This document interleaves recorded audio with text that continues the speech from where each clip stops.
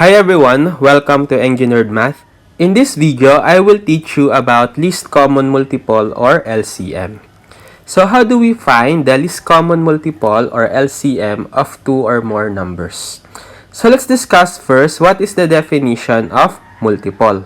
So to find the multiples of a particular number, we just need to multiply that number by an integer n, where n can be 1, 2, 3, 4, 5, and so on. So let's say we need to find the multiple of a number, let's say m.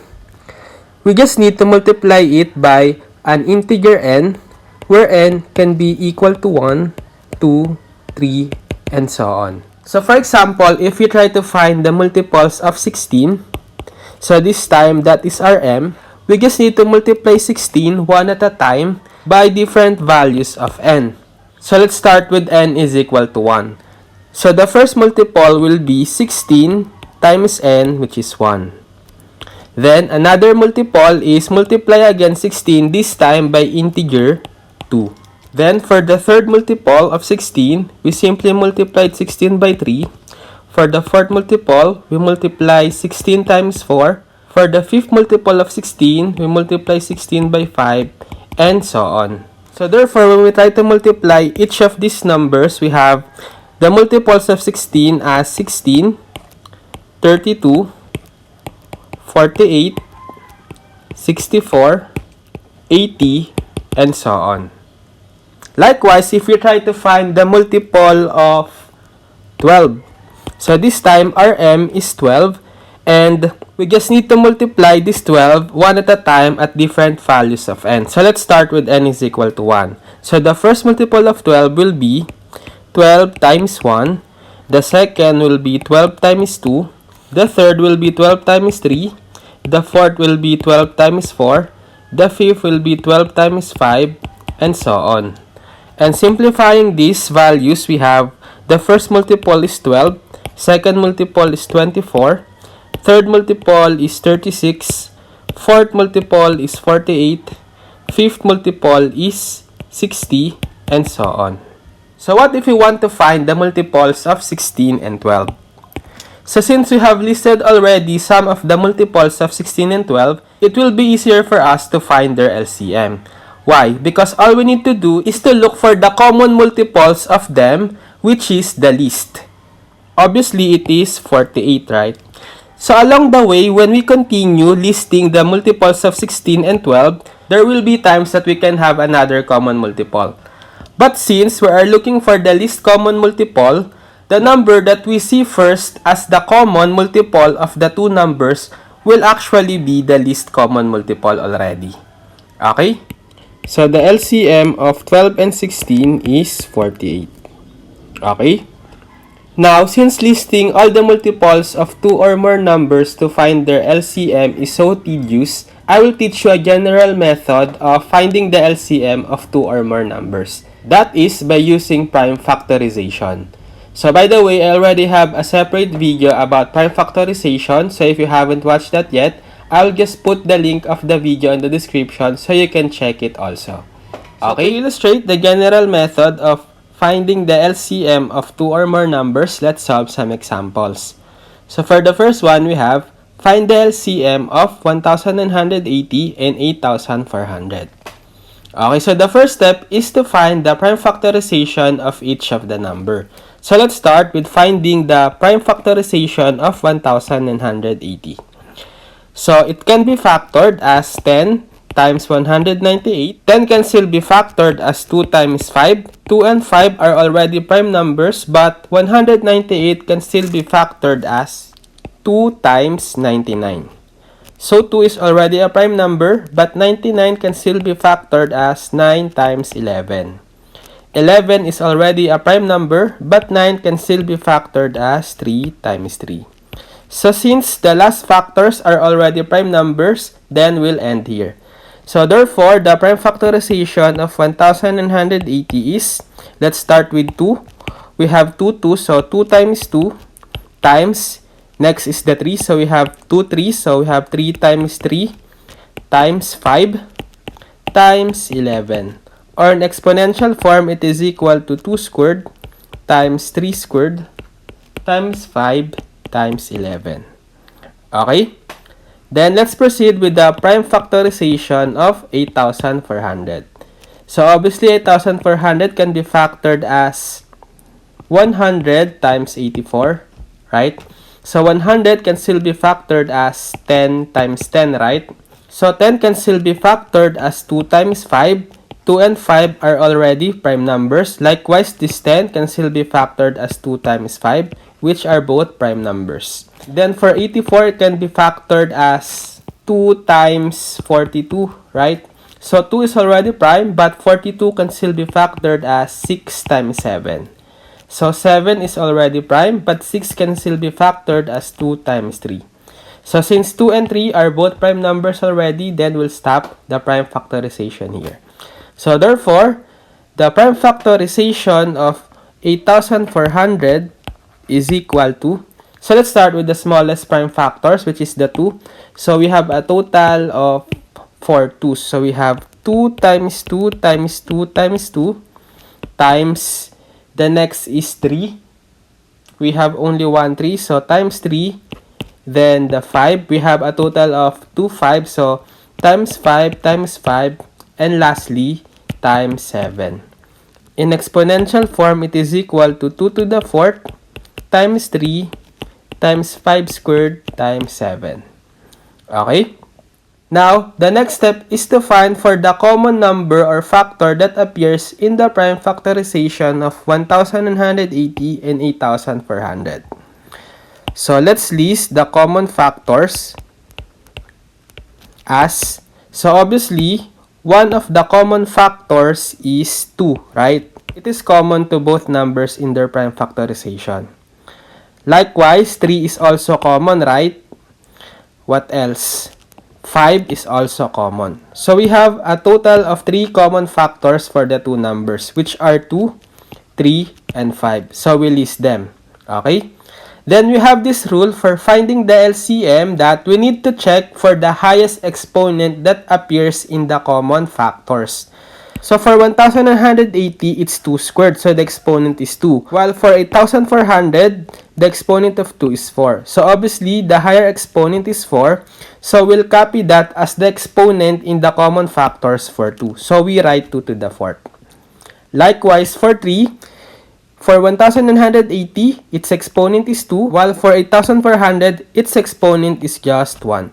So, obviously, the higher exponent is 2. So, we write it in the exponent of 3 in the common factors. So, we have 3 squared. Lastly, for 5, let's look for the higher exponent. So, in 1,180, 5 has an exponent of 1. While in 8,400, 5 has an exponent of 2. So, obviously, the higher is 2. So, we write 2 in the exponent of 5 in the common factors. Okay? Now, to find the actual LCM, so we'll multiply this 3. So, we have 2 to the 4th times 3 squared times 5 squared, as well as those factors that are unique in 1,180 and 8,400. So, the ones that are not in common. So, obviously, in 1,180, we have the 11, right? And in 8,400, we have the 7. So, we need to multiply that also in the LCM. So, we have times 11 times 7. So, simplifying this, it will be now the LCM of 1,180 and 8,400. So, it is equal to what? So, the LCM is 277,200. Okay? Next, we have find the LCM of 234, 330, and 1,050.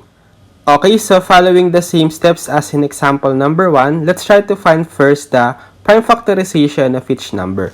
So, let's start to find the prime factorization of 234. So, 234 can be factored as 2 times 117. So, 2 is already a prime number, but 117 can still be factored as 3 times 39. So, 3 is already a prime number, but 39 can still be factored as 3 times 13. So, 3 and 13 are already prime numbers, so therefore, we'll stop the prime factorization here.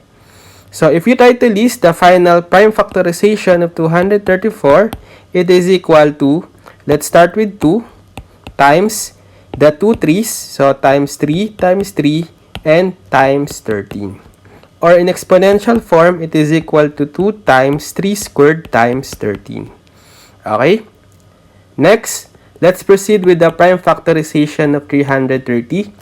So it can be factored as 10 times 33, right? So 10 can still be factored as 2 times 5.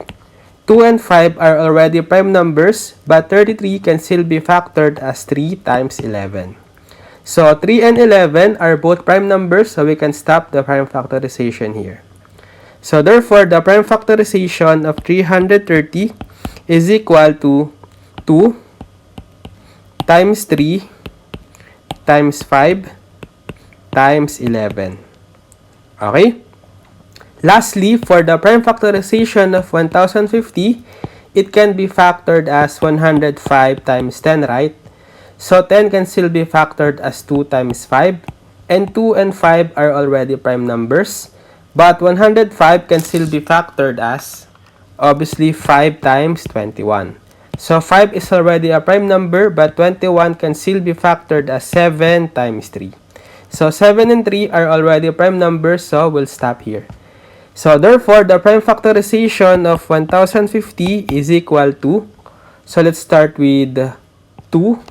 So 2 times, then 3 times 5. So we have 2 5, so we have 5 times 5, and lastly times 7.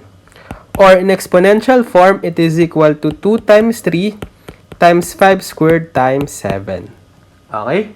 So again, the next step is we need to list the common factors in the prime factorization of the three numbers. So obviously, one of the common factors is 2, right? So they are common to the 3. What else? Also, 3, right? So they are common to the 3. What else? We can also consider common factor of 5, right?